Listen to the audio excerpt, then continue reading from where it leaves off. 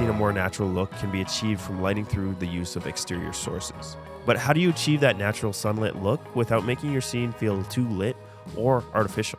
In this video, I'm going to show you exactly how you do that by breaking down a scene that we created in a workshop, go over some lessons that we learned, as well as do a full cinematography breakdown on how we created this scene.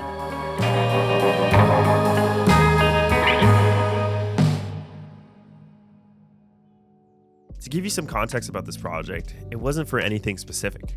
We had rented out some gear for the weekend for a production and had a spare day to test it out. And the best way to do that was use a workshop garage that we had access to and use myself as our subject. There weren't any really specific roles on set. Everyone had their hands on everything, and we just really wanted to create some nice images. Now, this was different than our regular commercial work, as the scene is more narrative and almost film-like. We're generally working on sets that require us to build a more artificial world rather than keeping it natural. To make this as natural as possible, we wanted to experiment by recreating a workshop that is mostly lit by the sun. And to do this, you have to have the right location. And what I mean by that is a location that has windows that are conveniently located to light your subject. These windows, or a singular window in this case, is going to be our main source of light, and we have to block out the scene so that the subject is primarily backlit or side lit from the source. Simply put, backlighting is the easiest form of lighting that allows you to separate the subject from the background. It is where the light is positioned behind your subject so the most amount of depth and interest can be achieved. Side lighting, in this case a far side key lit source, is lighting from the side of the subject's face that is away from the camera. This is one of the most common and easiest ways to light a subject and gives you the most contrast on their face. With these basic concepts out of the way, the next thing that we can dive into is the full cinematography breakdown and how we executed this project. This is the scene that we're going to be looking at. We're going to be starting off with the wide because we always light our wide first before moving into our tights. It's just easier because you can kind of position the subject anywhere in terms of where your lights are and then move in certain things. But the wide is obviously always the hardest to light. So the first thing that we're going to be starting off with is our key light, which is coming from our window here.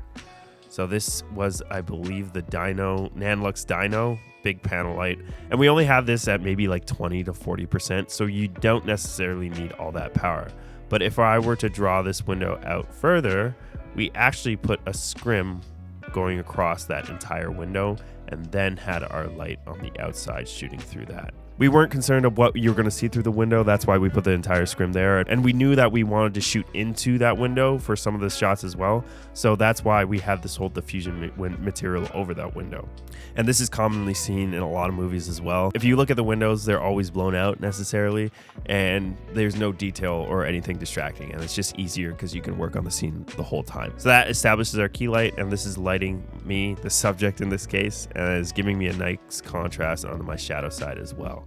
So we didn't necessarily have to add in some negative fill here because the light is so powerful and this is a wide, so we didn't really have anywhere to put a floppy or flag.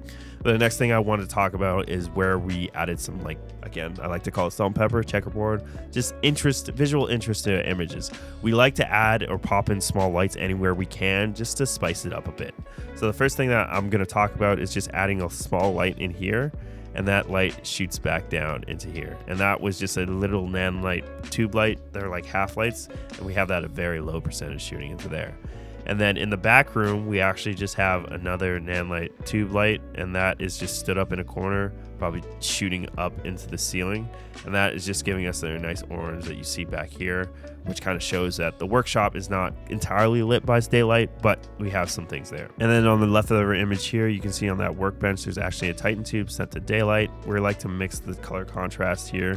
So we're going from like 2700 Kelvin with all these warm lights to that daylight there, which is matching our outside source.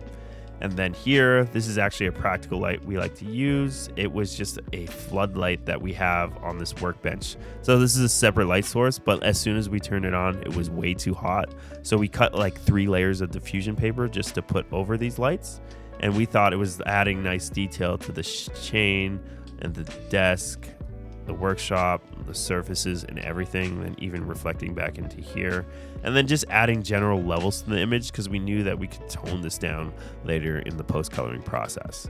So there's a lot going on here, but it's one of those things that we like to do is always set up our wide first, establish where all our light's going to be, and then establish a shadow side and where we're going to be shooting from there. And then one last thing when lighting these interior scenes, you can see that it's really grainy and hazy. And when we had a hazer on hand on set, because whenever you're lighting from exterior sources or just have light coming from outside, you always want to haze it a bit so you can actually see those light rays and you can add more depth and contrast to your image. Moving in from the wide, we're going to look at one of the medium shots here, and this is the exact window that I was talking about where we're lighting from. Luckily, they had these like little blind shades on them, so that diffusion material didn't look too unnatural, but you can see that we can see any detail or anything that's outside there. So again, we had our scrim there just leaned up against the wall and then the light shining through there. So this is just an example of backlighting and popping out your subject and separating your subject like I talked about before. So this is not a complete silhouette. This is just popping me out in terms of where the light is coming from. If we didn't have any other lights in the room, like the lights I was talking about before, the tube lights, adding fill back into the details of myself, our subject here, we wouldn't have this look that we're going for. It would be completely silhouetted. That just has to go into what the look you're going for. We wanted to keep this natural. We wanted to see the details. We didn't want it super dramatic, so we didn't do that silhouette. So this was pretty simple. We just had that light there as well as the lights that we already set up. I set in the wide, and you can see some of that detail in those lights here as well as here. And then nice salt and pepper that we're looking for always here, and a general nice vignette when we look at the whole image itself, obviously adding some in post, but keeping our eyes on the center frame of itself. Now this is the back of the shot. If we look at the wide, it's where the saw is, and then this is one of the many tights that we had in the piece. And then we wanted to basically have these moments where we could use it and we could shoot in slow-mo. So we have the big source on the left side of our image, so this is our window, and this is our scrim material over it, and then this is that big panel light that we had outside. Again, you don't need this big of a source because we didn't have this at a high percentage, and then this is providing our key light here. So this is known as a far side key light because we are shooting on the shadow side of the face here. So here is all shadow that we're shooting on, and this is what you do when you're looking to add as much interest into your image as well.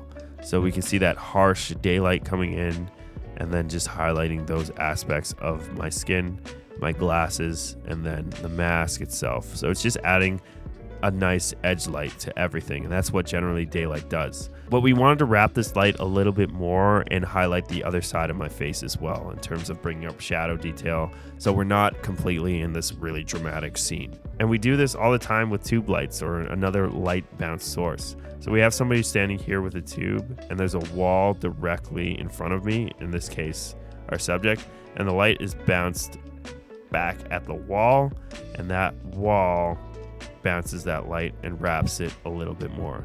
I know it might seem really dark here, but this is adding general levels to my face. So we have the harsh edge light from our main key light, which is our daylight outside with the panel light as well as the scrim, and then this is just adding general levels to this side of my face. We noticed that the back of the subject, like near the ear and everything, was falling off a little bit too, so we actually just had somebody again hold a tube light, and this was set at a very low percentage, and this tube light is actually directly pointed at myself as well. And the way that I can tell that is that there's a harsh light that is reflecting off my glasses, and this just adds another layer to the image itself. You can see it a little bit here, that little harshness, but this is just bringing general levels to this side of my face, so it's not completely off-putting and there's not a lot of noise. We can always change it in post when it comes to coloring, so it's always recommend that you have a nice gradient going across your subject, but nothing too dark. But this all obviously depends on what film or what commercial or what project you're creating. Now, we just covered a lot of cinematography techniques and concepts, and the question you might have is, how do you apply that to your own work? And we show you exactly how you do that in this video queued up here. If you have any questions, please let us know in the comments below. Thanks for watching, and I'll see you in the next video.